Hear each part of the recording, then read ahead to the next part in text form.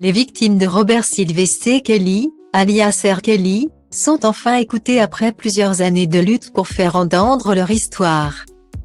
Depuis près de 20 ans, le chanteur américain est la cible de plusieurs accusations de viol, d'agression sexuelle ou encore de pédopornographie, usant de sa célébrité et richesse.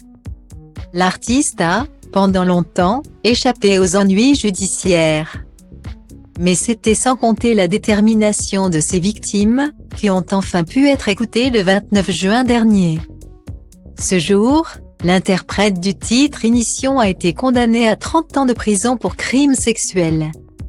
J'étais une chanteuse en devenir, j'étais une fille pleine de vie, très innocente mais très motivée. On m'a approché au centre commercial d'Aventura, en Floride, en me promettant un simple accompagnement personnel.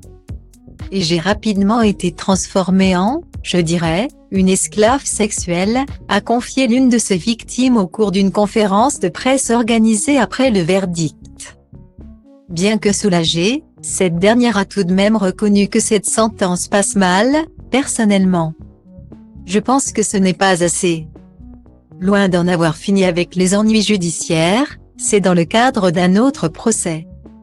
Cette fois-ci pour possession de pornographie juvénile, détournement de mineurs et entrave à la justice, que R. Kelly faisait face au juge depuis le 15 août dernier, pendant près d'un mois.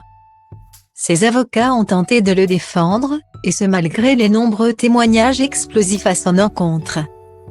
C'est finalement à la date du mercredi 14 septembre que la sentence est tombée. R. Kelly est reconnu coupable de 6 chefs d'accusation sur 13.